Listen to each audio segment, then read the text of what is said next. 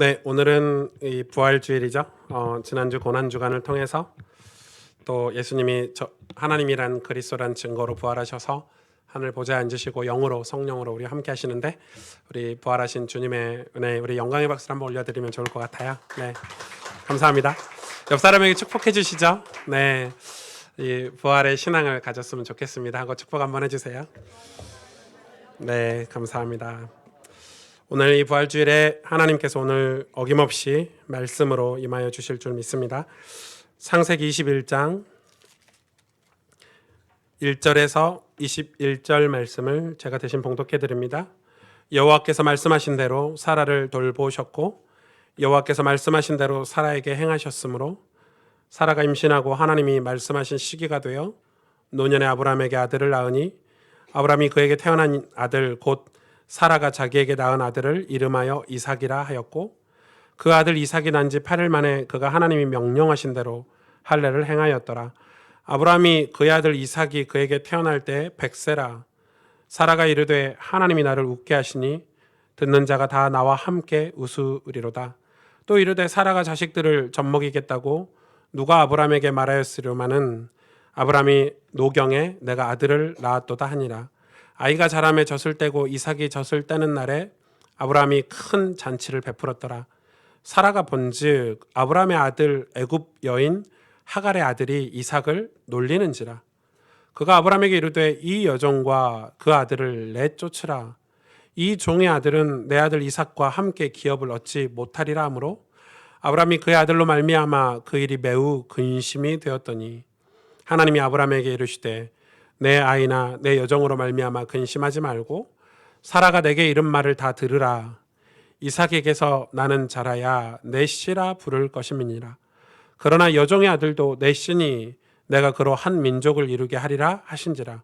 아브라함이 아침에 일찍 일어나 떡과 물 한 가죽 부대를 가져다가 하갈의 어깨에 메어주고 그 아이를 데리고 가게 하니 하갈이 나가서 브엘세바 광야에서 방황하더니 가죽 부대에 물이 떨어진지라. 그 자식을 관목 덤불 아래에 두고 이르되 아이가 죽는 것을 참아보지 못하겠다 하고 화살 한바탕 거리 떨어져 마주 앉아 바라보고 소리내어 우니 하나님이 그 어린 아이의 소리를 들으셨으므로 하나님의 사자가 하늘에서부터 하갈을 불러 이르시되 하갈아 무슨 일이냐 두려워하지 말라.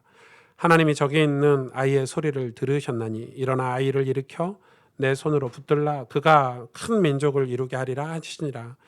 하나님이 하갈의 눈을 밝히셨으므로 샘물을 보고 가서 가죽 부대에 물을 채워다가 그 아이에게 마시게 하였더라. 하나님이 그 아이와 함께 계심에 그가 장성하여 광야에서 거주하며 활 쏘는 자가 되었더니 그가 바란 광야에 거주할 때 그의 어머니가 그를 위하여 애굽 땅에서 아내를 얻어 주었더라.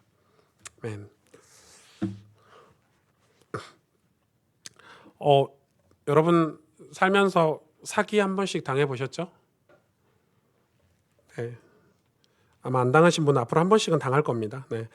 우리가 인생을 살면서 사기를 한 번쯤은 다 당하더라고요. 네. 그래서 이 사기를 당할 수 있는 우리의 삶이 크고 작은 그래서 여러분 사실 사기를 당한다는 것은 굉장한 그런 상실감을 주죠.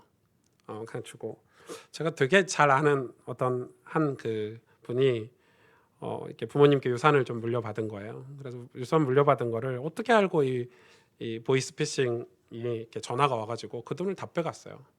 작은 돈도 아니고 엄청난 돈을. 여러분 그런 사기를 당하면 이 상실감이 되게 크죠. 허무하고 힘들고 어려울 수 있죠. 아니면 믿었던 사람들에게 어떤 배신을 당하거나 그러니까 인간관계의 어떤 에서 오는 어떤 상실감도 만만치가 않죠. 아니면 우리가 꿈꾸고 소망하던 삶에서 점점 멀어지는 그런 상실감도 있을 거고 이런 아픔들이 우리 인생에는 계속 있는 것 같아요. 저도 이제 그런 경험들을 몇 번 했는데 엄청 힘들더라고요. 엄청 힘들고 어렵고 이거 어떻게 해야 되나 이런 게 되게 많고 그런데 여러분 그런 어려움들이 사실은 하나님에게서 오나요? 여러분 하나님께는 갈등이라는 게 없죠. 갈등은 어디서 오죠? 우리에게서 오죠. 우리의 문제로 갈등이 생겨요. 사실 하나님은 갈등이라는 게 없으세요.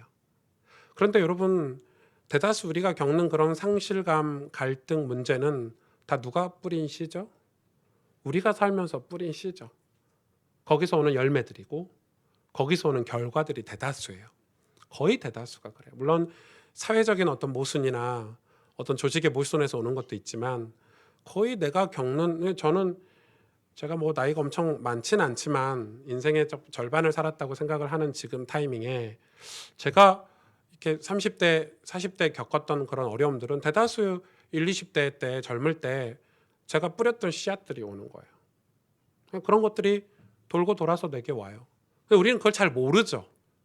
내가 그걸 뿌렸는지, 내가 그런 삶을 살았는지, 우리 과거를 잘 기억하려고 하지 않고 냉정하게 내 과거를 이렇게 평가하려고 하지 않기 때문에 지금 오는 어떤 어려운 문제만 생각을 하죠. 아, 이거 사회 때문이야, 이거 다른 사람 때문이야, 이거 환경 때문이야, 상황 때문이야 라고 말하지만 실상은 자세히 들여다보면 다 내가 자초한 일들이 되게 많죠. 별로 여러분 인정을 굉장히 안 하시는 눈치로 저를 쳐다보시는데 뭐 인정을 안 하셔도 사실인 게 많습니다. 네, 사실인 게 많고 저는 제가 봐왔을 때 그런 게 너무 많습니다. 하나님은 그 일에 관해서 굉장히 공의하시고 공평하십니다. 하나님은 공평하시기 때문에 그게 그 삶에 대한 결과들이 반드시 나온다는 것입니다. 오늘 본문도 사실 그런 본문 중에 하나입니다. 오늘 이삭이 태어났죠. 그래서 이삭 얘기는 다음 주부터 하겠습니다. 이삭이 태어난 게 중요한 게 아니라 오늘 본문이 주목하고 있는 것은 이 이삭과 이스마엘, 사라와 하갈의 얘기를 주목하고 있죠. 이스마엘을 훨씬 더 주목하고 있어요. 사실 오늘 본문의 일이 왜 벌어졌습니까? 하나님이 아브람 보고 야, 내가 너 100세 때 아이를 줄 텐데, 이삭이라는 아이를 줄 텐데 말씀하셨습니까? 안 하셨습니까? 말씀하셨죠. 그걸 누가 안 들었죠? 아브라함이 안 듣고 사라가 안 들었어요. 그래서 내 육신을 봤을 때 지금 애를 가져야 될 것 같고 우리 남편이 조금 있으면 애를 못 낳을 것 같으니까 이 애굽에서 얻은 종, 여자 종을 남편에게 집어넣지 않습니까? 그 결과가 이스마엘이에요. 거기서 오는 갈등이죠. 지금 이스마엘과 이삭의 갈등, 하갈과 이 사라의 갈등. 그런데 이 사라가 얼마나 못됐습니까? 못돼 처먹어가지고 믿는 사람들이 못돼 처먹은 게 되게 많습니다. 못돼가지고 지금 이스마엘 하갈을 내쫓는 장면이 오늘 본문에 나오는 거죠. 좀 어이가 없지 않습니까, 여러분? 어이가 없고 자기가 잘못해놓고 하갈 입장에서 얼마나 억울해요. 하갈이 선택한 인생이 아니에요. 종이잖아요. 여자 종, 계집종.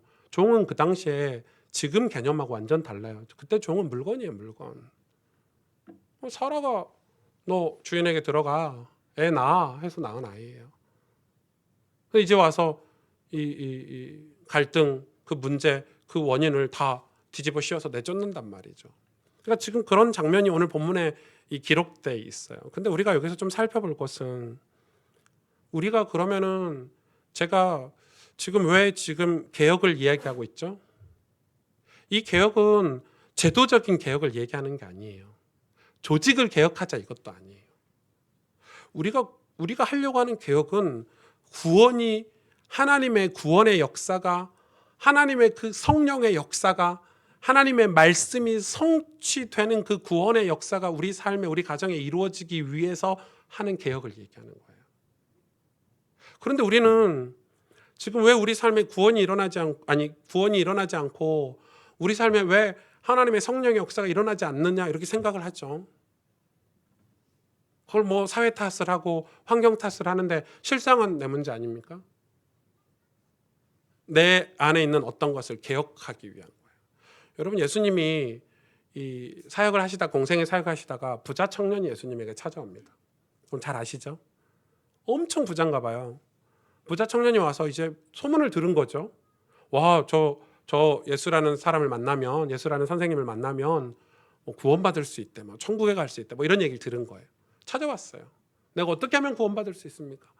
그랬더니 예수님이 이렇게 해라 했더니 이 부자 청년이 기분이 엄청 좋았어요.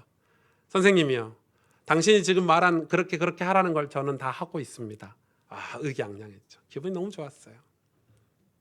그때 예수님 뭐라고 얘기하죠? 그러면 네가 이걸 하고 와라. 네, 뭘 할까요? 네게 있는 재산을 다 팔아서 이웃에게 나눠주고 가난한 자에 나눠주고 와라. 그랬더니 그 청년이 근심하며 돌아가더라 이렇게 했어요. 그래놓고 예수님이 뭐 여러 가지 비유를 들잖아요. 뭐 부자가 뭐 천국 가는 거는 부자가 뭐 나귀가 바늘게 들어가는 것보다 어렵다 뭐 이런 얘기 하시면서 뒤에 뭐 얘기하시죠? 사람으로는 할 수 없으나 하나님으로는 할 수 있다. 이게 무슨 말이에요?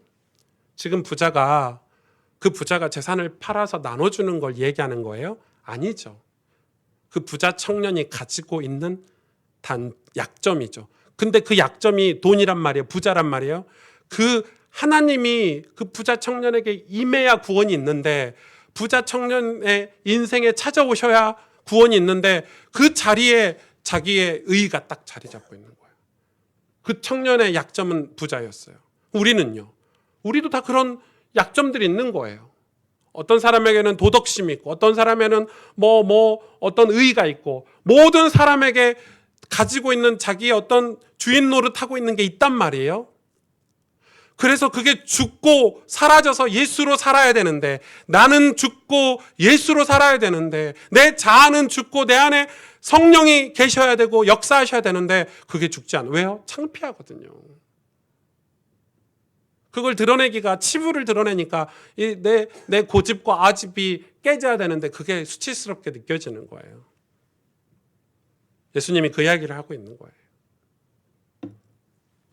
제가 예전에 어떤 사역을 하면서 만난 분인데 이분이 엄청 부자였어요. 근데 이제 이분이 교회를 이렇게 신앙생활을 되게 잘하다가 신앙생활을 안 하고 교회를 안 가고 이런 분이시죠. 그러다 이제 다시 만나서 누구의 소개로 사역을 하는데 이분이 제가 물어봤죠. 사역을 좀 하다가 그 교회를 왜 안 가셨냐고 잘 다니다가 했더니 사실은 내가 한때 되게 잘 나갔다고 뭐 차를 엄청 차 이름이 뭐라더라? 하여튼 고급차 외제차인데 그런 걸 타고 다니셨대요. 그래서 사업이 좀 안 되고 좀 삶이 어려워서 차를 국산차로 이렇게 바꾸셨는데 교회를 그때부터 못 가겠더래요. 여러분, 저는 그때 스타렉스 타고 다닐 때거든요. 그 이스타나 이런 거 있죠. 그런 거 타고 다닐 때인데 우리는 그러면은 교회 입구도 못 가겠구나. 나는 진짜 봉고차 타고 저희 교회 마당에 나서나 예배드려야 되겠구나. 이런 생각이 들 정도로 저는 근데 그분이 이해가 되더라고요.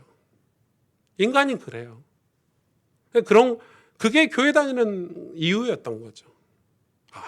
차 타고 가서 이렇게 좋은 차 타고 가서 이제 교회 사람들이 쳐다보면 이렇게 힘이 나고. 여러분, 근데 그게 사라지니까 교회도 못 가는 거예요. 왜요? 예수님을 안 만났기 때문에. 그래서 하나님이 우리 삶에 오셔서 우리 삶 가운데 주인이 되시고 우리를 인도하시고 우리의 구원자가 되시고 우리 위로자가 되셔야 되는데 오질 못하는 거예요. 그래서 하나님이 우리를 진짜 사랑하시기 때문에 우리를 구원하시려고 선택한 백성들에게 그 일을 강행하시는데 그게 뭐처럼 우리는 느껴지죠? 그걸 고난처럼 느껴지는 거예요. 하나님 그 일을 하시는 거예요. 그게 아브라함의 여정이고 다윗의 여정이고 믿음의 사람들이 이런 광야 같은 인생을 안 거친 사람이 없어요. 왜요? 정말 하나님을 만나야 되니까. 정말 살아계신 우리 주님을 깨닫고 발견돼야 그 사람이 구원을 위한 인생으로 성령의 열매를 맺는 복된 인생이 될 수 있으니까 고난이라는 게 있는 거예요. 그때 우리가 고난이 왔을 때 하나님의 백성의 특징은 하나님께 선택받은 백성의 특징은 우리가 알 수는 없지만 한 가지 알 수 있는 것은 고난이나 어려움이 왔을 때 하나님의 백성은 하나님 앞에 엎드리고 하나님 앞에 나아가죠. 그러나 하나님 백성, 택한 백성이 아닌 사람들 그때 떠나죠. 제가 주일학교 사역을 할 때 여기 우리 집사님, 권사님들 다 제가 청소년 때 가르쳤던 이 제자들이 많은데 저 좀 한가닥했습니다. 제가 전도사 할 때는 의기양양해가지고 우리 자매들 중고등학생들이 막 주일날 귀걸이 하고 화장하고 오면 불러가지고 야 귀걸이 빼. 어디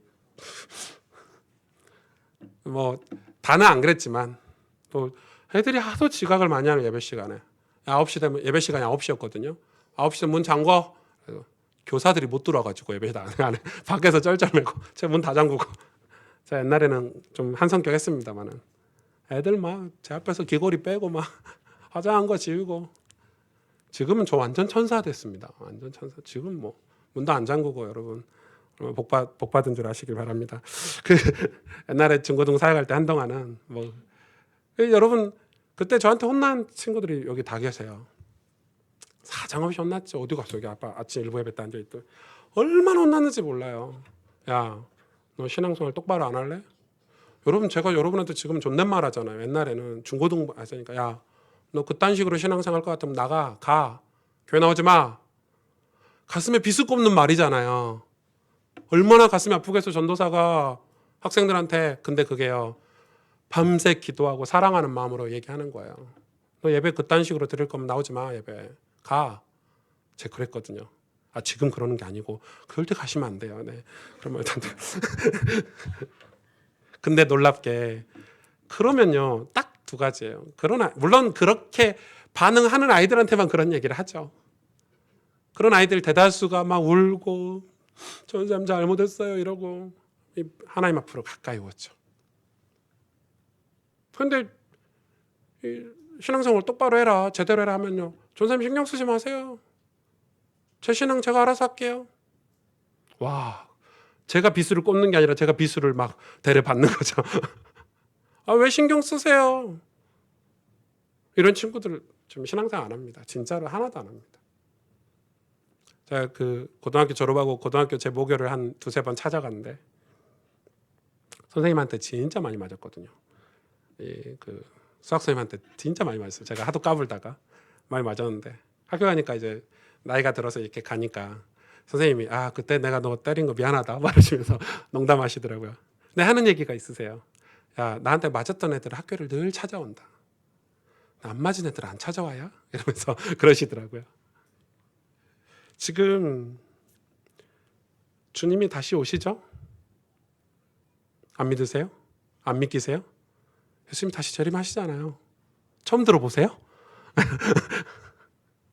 그때 되면 그때 하나님이 그러셨구나. 이유가 있으셨구나. 나를 진짜 사랑하신 거구나. 그때 하나님이 나를 위해서 중보하셨구나. 그때 그 고난 속에 있을 때 하나님 나를 그 구원으로 인도하시려고 하나님이 인도하고 계셨구나. 여러분 우리가 주님이 다시 오면요 그때 우리가 천국에서 그걸 다 확인할 수 있는 거예요. 하나님이 그때도 나와 함께 하셨구나.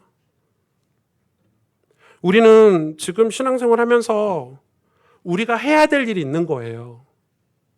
여러분 지금 한국교회가 되게 위험한 거는 뭐냐면 그걸 구분 못 하더라고요. 그걸 구분 못 하는 거예요. 내가 해야 될 사역이 있는 거예요. 그걸 위해서. 예를 들어서 그런 거죠. 학생은 공부해야 돼요? 안 해야 돼요? 공부해야 돼요. 그럼 기도를 해서 공부해야지가 아니에요. 아니 직장인들은 직장 열심히 다니고 열심히 일해야 돼요. 최선을 다해야 돼요. 그걸 뭐 밤새 기도해가지고 여러분 지금 우리 아이들이 막 밤새 기도 공부도 안 하는 애들이 머리도 없는 애들이 시험 기간에 막 밤새 기도해가지고 성령으로 역사하시고 지혜 하나님 내게 이 학업에 성공하게 해주시고 그 사입이죠. 그런 일이 있어서는 안 돼요. 그런 아이들은 만약에 잘못하기라도 해서 그렇게 기도했는데 실제로 성적이 잘 나왔으면 평생 그렇게 살아야 돼요. 평생 그런 이 신비주의라고 신비주의도 아니에요. 그럼 신비주의는 멋있기라도 하지. 그렇게 살아야 되는 거예요. 여러분 밤에 막 환상 보였다고 사람들에게 함부로 얘기하고 이러지 마세요. 그건 수면 부족 아닙니까? 밤에 잠 잘 안 오고 깊이 잠 못 드니까 막 자기 생각이 막 그게 막 하나님 음성 같고. 제 후배 중에 진짜 잘생긴 전도사가 있어요. 진짜 여러분 딱 보면 와 얘는 모델하거나 뭐 이렇게 배우하면 딱 맞겠다는 후배 목사가 있거든요. 이 친구가 큰 교회 부임했더니 이 부임한 지 한 달 만에 그 교회 자매 8명이 동시에 대시를 했대요. 여러분 제가 봐도 그 친구는 그 친구 제가 사역하는 거 앞에서 뒤에서 보면 말씀이 하나도 안 들려요. 너무 잘생겨가지고. 오 잘생겼다 이런 생각이 들 정도로 진짜 있어요. 근데 친구가 이야기하는데 되게 웃기더라고요. 그 이야기를 해요. 자기 입으로 또 8명이 동시에 대시했대. 근데 이 8명이 동시에 대시하면서 이 8명의 공통점이 뭔지 아세요? 지난밤에 하나님께서 전도사님에게 이 전도심을 향한 마음을 주셨대요. 그럼 8명 중에 1명이 진짜라고 치면 7명 다 가짜잖아요. 이런 식으로 신앙생활 하면 되겠어요, 여러분? 그런 식으로 하면 안 되죠. 그러니까 우리가 해야 될 일에 대해서 굉장히 부정적인 거예요. 우리는 이 구원을 위해서 하나님이 우리에게 개혁하라고 한 거를 해야 되는 거예요. 그걸 우리가 할 수 있어야 되는 거예요. 그런데 우리가 왜 그걸 못하죠? 우리 것을 잘 드러내지 않으려고 해요. 내 상태를 하나님 앞에 잘 내놓지 못하는 거예요. 여러분, 이게 돼야 돼요. 이게 솔직해야 돼요. 그래서 진짜 하나님이 우리를 통해서 하시고자 하시는 그 하나님의 임재와 그 영광스러운 일들을 해야 되는데 거기에 딱 걸려가지고 못하고 있는 거예요. 우리는 그 일에 있어서 개혁이라는 단어를 두고, 우리는 그래서 저희 개혁교회 아닙니까? 개신교가 리폼드 처치 아닙니까? 끊임없이 개혁하고 또 개혁하는 게 교회입니다. 하나님을 가까이 하고 하나님께 돌아가고 성경으로 돌아가고 기도로 돌아가고 성령으로 돌아가는 것이 교회가 하는 일이에요. 그래, 오늘 말씀 보세요. 오늘 1절, 2절, 3절, 4절에 여호와께서 말씀하신 대로 사라를 돌보셨고 여호와께서 말씀하신 대로 사라에게 행하셨으므로, 2절에 사라가 임신하고 하나님이 말씀하신 시기가 되어 노년에 아브라함에게 아들을 낳으리니 아브라함이 그에게 태어난 아들 곧 사라가 자기에게 낳은 아들을 이름하여 이삭이라 하였고, 4절에 보세요. 그 아들 이삭이 난 지 8일 만에 그가 하나님이 명령하신 대로 할례를 행하였더라. 지금 계속해서 반복해서 하나님이 말씀하신 대로, 하나님이 말씀하신 대로, 하나님께서 말씀하신 시기에 하나님이 명령하신 대로, 지금 무슨 말이죠? 하나님은 지금도 말씀을 주고 성취하고 계세요. 지금도 구원을 이루고 계세요. 성경은 지금도 성취가 되고 있어요. 그런데 우리가 개혁이 안 되면 여기에 동참하지 못하는 거예요. 말씀을 가지고 와서 내 인생에 내 마음대로 쓰는 게 하나님 말씀이 아니고 그건 종교고, 우리가 지금도 성취되고 있는 하나님의 말씀으로 우리 인생을 집어넣는 그 개혁을 얘기하는 거예요. 왜? 하나님 지금 말씀하고 계세요. 하나님 지금도 말씀하고 계시고 말씀을 이루고 계시고 말씀대로 이 구원의 역사를 이루어가고 계시는 거예요. 거기에 우리가 들어가는 거예요. 그게 개혁이에요. 거기에 나를 바꾸고 내가 거기에 내 인생을 뒤집어서 변화돼서 그 안으로 들어가는 거예요. 그게 신앙생활 아닙니까, 여러분? 하나님은 말씀을 성취하실까가 아니라 말씀 있는 그대로 말씀을 성취하시는 하나님이세요. 그래서 우리가 잘 믿겨지지 않잖아요. 그래서 우리의 믿음을 하나님이 키우시는 거예요. 그래서 하나님이 우리를 사용하시려고 하시는데, 믿음이 없으면 하나님께 쓰임받을 수 없다 이 말이에요. 믿음이 없이는 말씀을 이루시는 사람이 될 수 없다 이 말이에요. 그래서 우리의 믿음을 키우시는 거예요. 여러분, 진짜 중요한 얘기를 하고 있는 거예요. 하나님, 저는 그래서 신앙의 꼴이 뭐냐? 물론 신앙의 꼴은 응답도 받아야 되고 축복도 받아야 되고 교회가 부흥도 돼야 되고 뭐 많은 명성을 얻어야 되는 게 신앙의 꼴이 될 수도 있겠죠. 물론 우리가 천국 가는 게 신앙의 꼴이 될 수도 있겠죠. 그러나 제가 성경 인물들을 살펴봤을 때 이 믿음의 사람들이 한결같은 인생의 소망이 뭐였는지 아십니까? 하나님께 사랑받는 거였습니다. 저는 성경을 읽으면서 나는 이거는 못해도, 오승준은 이거는 못해도, 능력이 안 돼서 못해도 내가 하나님께 사랑받는 건 할 수 있겠다. 내가 이거는 누구보다 잘할 수 있겠다. 내가 이거는 어떤 목사님보다 더 간절히 잘할 수 있겠다. 나 하나님께 사랑받아야지. 나 하나님께 사랑받고 싶어요. 여러분, 그게 믿음 아닙니까? 하나님 사랑하셔서 주체할 수 없는 거예요. 내가 너를 사랑한다. 근데 그 기쁨을 주체할 수 없으신 거예요. 지금 아브라함 보세요. 다윗 보세요. 여러분, 다윗 같은 인물은요, 아브라함보다 덜 훌륭했어요. 사실 아브라함은 큰 실수는 안 했잖아요. 이 다윗은요, 악질이었어요, 악질.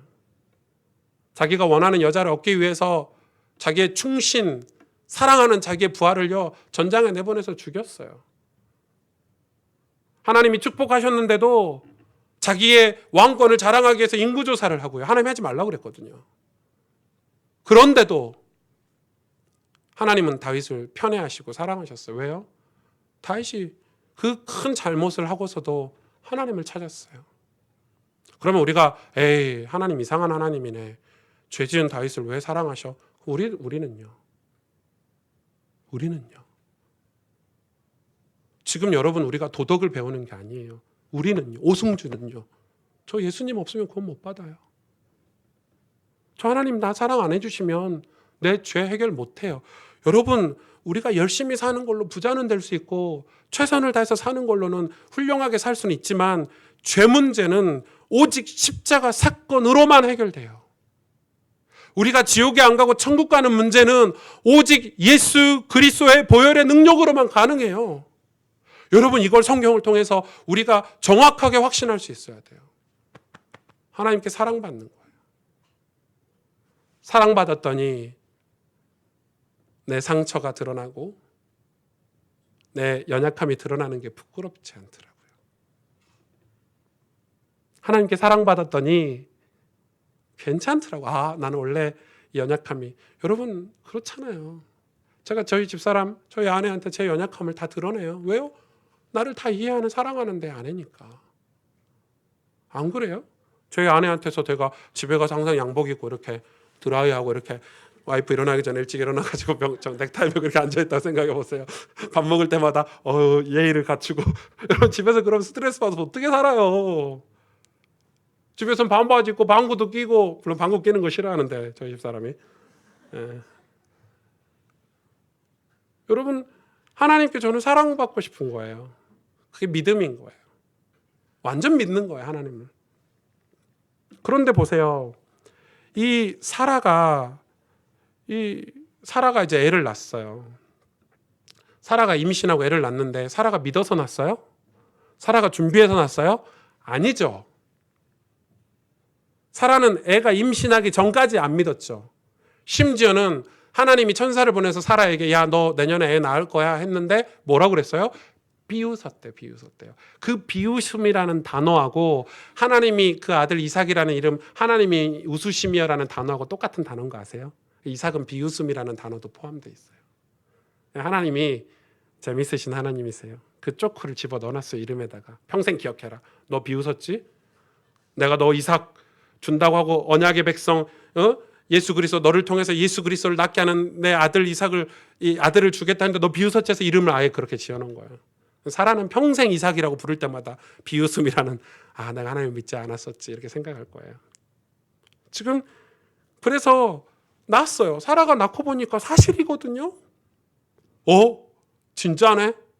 아브라함도 좀 덜 믿었었는데 100살 때 진짜 아들을 주셨네? 꼬부랑 할머니가, 꼬부랑 할아버지가 애를 낳았단 말이에요. 이삭을.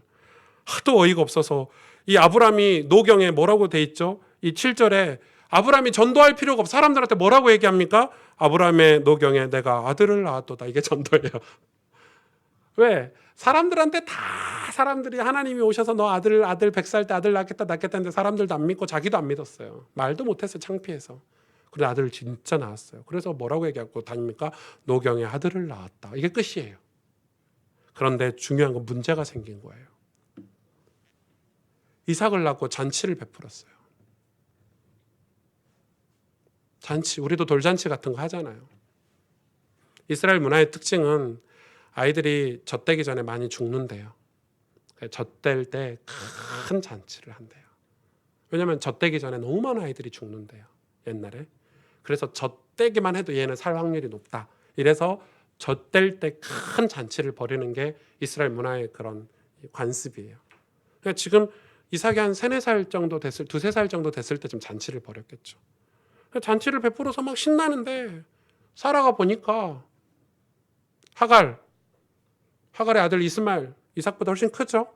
얘가 이삭을 자꾸 놀리고 괴롭힌단 말이에요. 근데 사실 놀리고 괴롭히는 건 지 입장에서 보니까 그렇게 보지 애들끼리는 그렇게 놀잖아요. 그리고 자기 새끼가 제일 이쁜 거예요. 저도 한빈이 데리고 유치원 가면요. 한빈이 데리러 유치원 가면요. 오직 한빈이만 빛나요. 저는 옛날 어른들이 자기 아들만 빛나고 자기 손주만 빛난단 말에 좀 너무하시네 이랬는데 진짜 그래요. 나중에 청년들이 애 낳아서 키워보세요. 내 새끼만 반짝반짝해요. 네. 유치원 가잖아요. 다른 애들은 다 꾸질꾸질하게 보이고 애들이 다 저렇게 생겼냐? 그리고 우리 한빈이 보면요. 우리 한빈이 보면 미소가 지어지는 게 아니라 그냥 보는 순간 자동 미소 그냥 다 이렇게 바보가 되는 거죠. 바보가. 저만 그래요? 지난 집사람 안 그래요? 그렇죠? 다 그래요. 내 새끼가 제일 예쁘고 사랑스럽고 그래요. 지금 아마 사라가 그런 마음일 거예요. 그래서 뭐라고 얘기합니까? 이스마엘이 싫어요. 그래서 이 아브라함에게 가서 쫓아냅시다. 그게 상의도 아니야. 쫓아내. 누가 아브라함이 고민인 거예요. 왜냐하면 자기 씨잖아요. 아, 이거 어떡하냐. 저 펜네가 지가 계획한 거고, 지가 다 계획 짜가지고 애 낳으라고 그래서 애 낳았더니 이제 쫓아낸다네. 이러면서 이제 아브라함이 말도 못하고, 이 아브라함이 기도도 안 했어요. 이거는 기도할 것도 아닌 거예요. 혼자 고민한 거예요. 매우 근심했다 이랬어요. 그랬더니 우리 하나님이 찾아오셨어요. 아브라함에게. 하나님 얼마나 대단하신 줄 아세요? 뭐라고 얘기합니까? 사람 말을 들어라 이렇게 얘기해요. 사람 말을 들어라 하시면서 이야기하죠. 이삭을 통해서만 그리스도가 날 거다. 기업은 이삭에게만 줄 거다. 쟤를 쫓아내라 이렇게 하나님 말씀하세요. 여기는 두 가지가 있어요. 하나는 이게 사라가 쫓아내는 것과 하나님 쫓아내는 게 다르다는 거예요. 그렇죠? 달라요. 사라는 못 됐어요. 아직도 믿음의 사람이 아닌 거예요. 우린 그러면 안 돼요. 그러나 여기서 또 하나는 하나님은 이 아브라함에게 두 번 다시 실수하지 말아라는 경고성 메시지가 있는 거예요. 왜냐하면 이거는 단지 이삭이냐 이스마엘이냐가 아니에요. 구원이냐 아니냐, 생명이냐 죽음이냐 지금 기로에 서 있는 거예요. 그래서 이삭을 선택하도록 네가 이걸 왜 갈등하냐. 지금 내가 너를 수십 년간 이삭 때문에 너를 이렇게 훈련하고 고난과 연단을 속에서 수많은 사건을 통해서 오실 메시아 언약을 너에게 가르쳤는데 지금 또 갈등하냐? 이것도 있는 거예요. 내쫓습니다. 그럼 하나님 나쁜 하나님입니까? 아닙니다. 그렇게 해서 하갈이 어린 이스마엘을 데리고 물을 한 포대 받아갖고 광야로 쫓겨나가죠. 근데 여러분 물이 금방 떨어지죠. 그 어린 이스마엘이 물이 없으니까 곧 죽게 생겼거든요. 얼마나 슬픈 장면이 나옵니까? 그 광에서 물이 없어. 물이. 이 연약한 여인이 종이 물이 없으니까요. 이 아이를요 어떤 이 광같이 이 풀에다 올려놓고요. 이 가까이서 애가 죽어가는 걸 보기가 힘드니까 화살 한 거리 정도 멀리 떨어져서 아이가 죽는 걸 이렇게 지켜보고 있는 거예요. 그리고 대성통곡하고 울었겠죠. 여자가. 아이도 울었겠죠. 근데 놀라운 것은 여러분 자세히 보셔야 돼요. 하나님이 하갈의 울음을 듣고 오신 게 아니고 그 아이 이스마엘의 울음을 듣고 내려오셨대요. 왜요? 아이는 죄가 없어요, 여러분. 이 아이가 무슨 죄가 있습니까? 그래서 하나님이 이 하갈에게 약속하죠. 울지 말아라. 내가 이 아이를 살리겠다. 이 아이도 아브라함에게서 낳았으니 잘못 선택해서 낳았지만 그래도 아브라함의 씨니까 큰 민족을 이루도록 약속의 말씀 그대로 주시잖아요. 큰 민족은 똑같이 이루어요. 그리고 뭐라고 말씀하십니까? 물 웅덩이를 보게 하시죠. 그리고 살아가게 해요. 우리 하나님은 그런 하나님이세요. 우리의 실수를 덮고 우리의 실수까지도 위로하시고 축복하신 하나님이세요. 그런데 그 뒤가 중요해요. 그 말은 하갈의 자녀 이스마엘에게도 하나님이 기회를 주셨다 이거예요. 큰 민족을 이루고 하나님을 섬기고 복되게 살 수 있는 기회를 주셨는데 21절 보세요. 그가 바란 광야에 거주할 때 그의 어머니가 그를 위하여 애굽 땅에서 아내를 얻어 주었더라. 여러분 이게 이스마엘의 끝입니다. 끝. 하갈이 어디 사람이죠? 애굽 사람이에요. 하갈이 하나님을 섬겼을까요? 그 뒤로? 안 섬겼어요.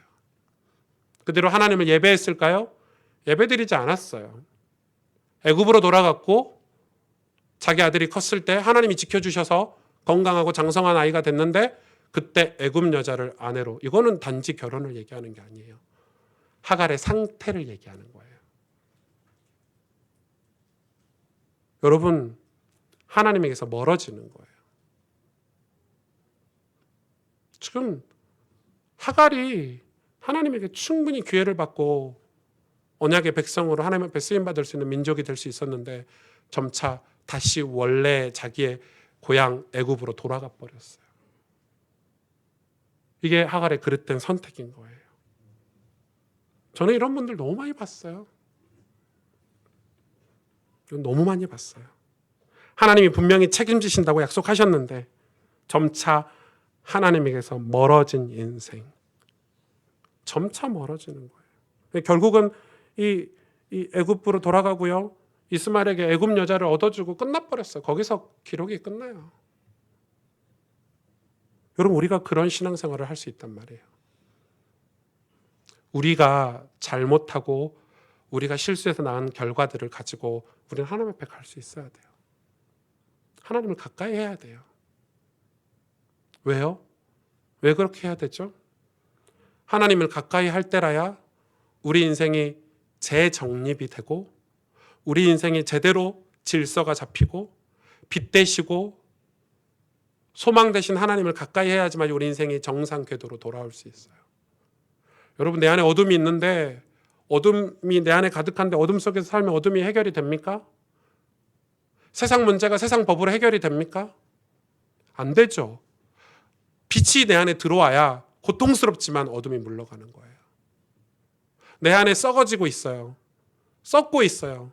그럼 썩어질 것으로 썩는 문제가 해결이 됩니까? 안 되죠. 썩지 아니할 것으로 조금 이따 말씀을 나누겠지만, 우리는 그래서 자꾸 하나님이, 예수 그리스도가 우리 인생의 주인 되는 삶을 살아야 되는 거예요. 근데 우리는 자꾸 과거로 치부해버려요. 내 과거 문제를 과거로 치부해버리고 오늘 내가 예수님이 필요하고 오늘 예수님이 내 삶에 들어오는 신앙생활을 안 하려고 하는 거죠.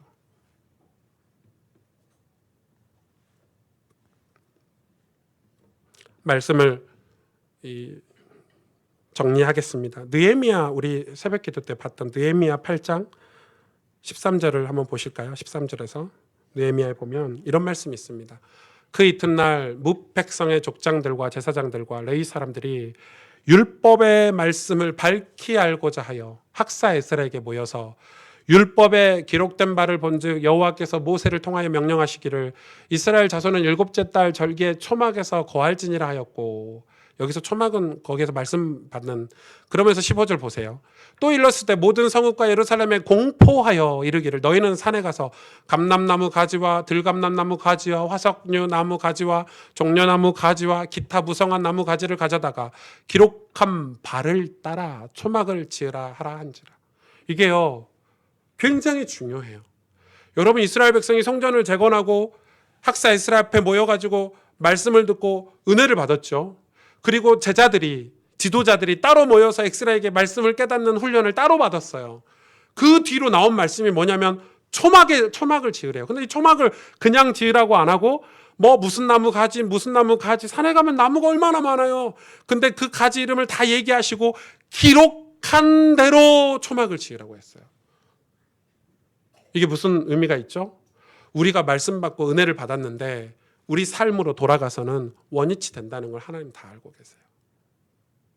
우리가 말씀 받을 때 막 회개하고 눈물 흘리고 막 은혜 받고 이러다가 우리 삶으로 돌아가고 우리 인생으로 돌아갔을 때는 원위치 된다는 걸 하나님 아시고 뭐라고 얘기하시냐? 너희 삶에 초막을 지어라.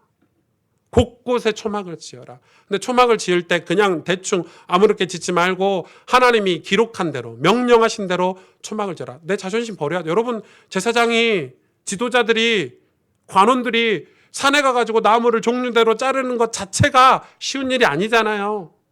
여러분, 그것 자체가 자존심이 상하는 일이잖아요. 내 초막을 짓기 위해서 직접 네가 산에 가서 내가 명령한 대로 나무의 종류별로 나무를 잘라서 명령하고 기록한 대로 초막을 지어라, 이렇게 말씀하고 계시거든요. 우리가 하나님의 은혜가 있고 하나님의 임재가 있고 거기에 가면, 그 초막에 들어가면 하나님을 만나서 위로를 받고, 그 초막에 들어가면 내가 하루 종일 살았던 내 삶을 회개할 수 있고, 그 초막에 들어가면 내 비전이 아니라 하나님의 비전을 알 수 있고, 그 초막에 들어가면 용서가 생기고 사랑이 생기는 그 내 인생의 예수 그리스도의 초막을 지어라. 그 초막을 지어라. 그리고 아침마다 거기에 들어가고 밤마다 거기에 들어가라고 명령하고 계시는 겁니다. 여러분, 지금 우리가 이게 없으니까요, 아브라함과 사라처럼 고생하면서 100세가 돼서, 물론 하나님이 아브라함과 이삭을 축복하셨죠. 아브라함과 사라를 축복하셨지만 우리가 아브라함처럼 100세까지 가가지고 저는 하나님이 저와 여러분에게 놀라운 축복을 주셨다고 생각을 합니다. 그런데 우리가 이 개혁을 하지 않는 거예요. 영적인 개혁을. 여러분 아침에 여러분 인생에 초막이 있으십니까? 밤에 하루 일과를 하고 스트레스 받고 짜증나고 이거를 그냥 잠자리에 들어가시잖아요. 예수님 만나고 들어가셔야 돼요. 아침에 일어나서 하루를 시작할 때 내 기분, 내 감정을 하루를 시작하시죠. 거기에 오는 결과들이 얼마나 무섭다는 걸 성경은 가르쳐주고 있는 거예요. 그래서 아침에 하루를 시작할 때 예수 그리스도의 초막으로 시작하라는 거예요. 말씀을 묵상하고 하나님의 임재 앞에 기도하고 내 감정이 아니고 내 상처가 아니고 하나님의 은혜의 말씀으로 시작하라는 거예요. 여러분 그 초막을 우리가 지어야 돼요. 저는 우리 예배가 그 초막이 되기를 원해요. 여러분 삶에 그런 초막들이 건설되기를 원해요. 말씀을 받을 때 전후 작업이 필요해요. 우리는 주일날 교회 가서 말씀을 그냥 와서 듣고 그냥 끝나고 가잖아요. 그러니 이 말씀이 내 삶까지 오질 않아요. 초막이 없어요. 저는 그래서 이 말이 좀 맞는지 모르겠는데 여러분 술 드시잖아요. 저는 술 드시는 거에 대해서 전혀 문제 삼지 않아요. 술 취하지만 마세요. 성경에는 술 취하지만 말라고 했어요. 술 드세요. 그런데 꼭 이런 분들이 있어요. 그래도 내가 주일날 은혜 받았는데 월요일날 술 먹으면 안 되지. 화요일도 참아. 수요일도 참아. 금요일도 참아. 그러다가 토요일날 못 참겠다고 막 마셔. 그래가지고 주일날 교회를 보다. 주일날 교회를 와도 힘들어. 전날 술을 너무 과음 마셔가지고. 그래놓고 그 다음날 또 어제 주일날 예배를 못 드린 게 회개되고 또 술을 안 먹어. 월요일날. 또 화요일도 안 먹어. 참아. 수요일도 안 먹어. 또 금요일도 안 먹어. 그래서 토요일날 또 먹어. 못 참다가. 그러지 마시고 월요일부터 드세요. 차라리 월요일날 약주를 드시라니까요. 아니면 한 화요일쯤 드세요. 그래서 술 먹는 날을 한 중간 정도 이렇게. 근데 사이비 같네요 제가. 무슨 말이에요? 이 말의 말은 술 먹으란 말이에요? 먹지 말란 말이에요? 아니요. 예배 전후의 작업이 필요하다는 거예요. 예배 전후의 작업이 우리의 마음, 우리의 행동, 우리의 말, 우리 삶의 인간관계 갈등, 오해, 상처, 환경, 상황 이 모든 게 말씀에 영향을 끼치고 있어요. 그래서 초막을 지으라는 거예요. 네 자존심 내려놓고 내가 죽고 예수로 사는 초막을 지으라는 거예요. 고린도전서 15장 50절에 58절을 읽고 오늘 마무리를 하겠습니다. 좀 중요하죠. 우리 같이 보실까요? 15장 50절에서 제가 읽어드릴게요. 아니 같이 읽어볼까요? 시작. 형제들아 내가 이것을 말하노니 혈과 육은 하나님 나라를 이어받을 수 없고 또한 썩는 것은 썩지 아니하는 것을 유업으로 받지 못하느니라.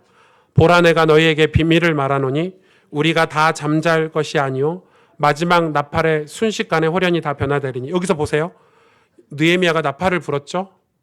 나팔을 불 때 이스라엘 백성이 그 자리에서 말씀을 기억하고 하나님 임재를 기억하라고 나팔을 부었죠. 모으라고 예배로. 지금 그런 삶이 돼야 진짜 마지막 때 나팔 불 때 우리가 그 나팔 소리를 기억할 수 있는 거예요. 52절에 나팔 소리가 나매 죽은 자들이 썩지 아니할 것으로 다시 살아나고 우리도 변화되리라. 53절 이 썩을 것이 반드시 썩지 아니할 것을 입겠고 이 죽을 것이 죽지 아니함을 입으리로다. 이 썩을 것이 썩지 아니함을 입고 이 죽을 것이 죽지 아니함을 입을 때에는 사망을 삼키고 이길이라고 기록된 말씀이 이루어지리라. 여기서부터 큰 소리로 읽겠습니다. 사망아 너의 승리가 어디 있느냐. 사망아 내가 쏘는 것이 어디 있느냐. 사망이 쏘는 것은 죄요 죄의 권능은 율법이라. 우리 주 예수 그리스도로 말미암아 우리에게 승리를 주시는 하나님께 감사하노니 그러므로 내 사랑하는 형제들아 견실하며 흔들리지 말고 항상 주의 일에 더욱 힘쓰는 자들이 되라. 이는 너희 수고가 주 안에서 헛되지 않은 줄 알미라. 아멘. 아멘. 혈과 육이 하나님 나라를 이어받을 수 있다고요? 없다고요. 썩는 것이 썩지 아니하는 것을 유업으로 받을 수 있게 한다고요? 없다고요. 그러면 우리 혈과 육을 어떻게 할 수 있습니까? 썩는 우리 인생을 어떻게 할 수 있습니까? 예수 그리스도를 우리에게 보내주셨대요. 그게 비밀이에요. 예수 그리스도, 부활하신 예수 그리스도로 말미암아 썩지 않는 예수 그리스도, 영원한 예수 그리스도, 영원하신 만왕의 왕 되신 예수 그리스도, 그게 있으면요, 사망이 쏘는 죄, 사망이 쏘는 율법, 사망이 우리를 죽이려고 쏘는 그 죄들을 아무리 쏴봐라, 백날 쏴봐라. 그래서 여러분, 로마서 16장에 사도 바울이 마지막으로 하는 메시지가 무엇입니까? 사단이 너희 발 앞에 굴복하게 될 것이다. 사단이 너희 발 앞에 굴복하게 될 것이다. 무슨 말입니까? 여러분, 죄 문제는 우리의 도덕성으로 해결이 안 됩니다. 그런데 우리가 자꾸 그걸 찾는단 말이에요. 자꾸 예수 그리스도가 아닌 다른 걸 찾는단 말이에요. 자꾸 예수 그리스도가 아닌 다른 걸 우리 신앙의 어떤 이 노선으로 잡는단 말이에요. 그래서 하나님은 사랑하시는 당신의 백성에게 이 예수 그리스도를 깨닫게 하시고 예수 그리스도를 만나게 하시는 삶으로 우리를 안내하시는 거예요. 조금 고난이 있을지라도, 조금 아픔이 있을지라도 우리가 예수 그리스도를, 여러분, 내가 죽고 예수로 사는 삶이 회복돼야 돼요. 왜요? 하나님 말씀은 성취가 되고 하나님은 언약이 불변하신 하나님이십니다. 그래서 우리가 예수 그리스도로 말미암아 우리가 믿음을 가질 때 우리의 인생은 완전 달라지게 돼요. 저는 여러분이 꿈꾸기를 원해요. 전 여러분이 소망하기를 원해요. 근데 세상적인 꿈이 아니고, 종교인들이 꾸는 꿈이 아니고, 저 바깥에 있는 사람들이 뭐 돈 벌어야지, 뭐 성공해야지, 이런 꿈이 아니고 하나님의 꿈을 우리가 꿔야 되지 않겠습니까? 성경에서 말씀하시는 축복을 우리가 다 받고 싶은 꿈이, 하나님께 누구보다 사랑받아서 하나님이 나를 축복하시고 나를 긍휼히 여기시며 충성된 나의 종아 승주야, 네가 진짜 수고했구나. 네가 진짜 나를 위해서 축복받았구나. 여러분, 그런 은혜가 우리에게 있기를 원해요. 여러분, 이 예수 그리스도의 은혜가 여러분 삶을, 그래서 견실하며 흔들리지 말고 항상 주의 일에 더욱 힘쓰는 자들이 되라.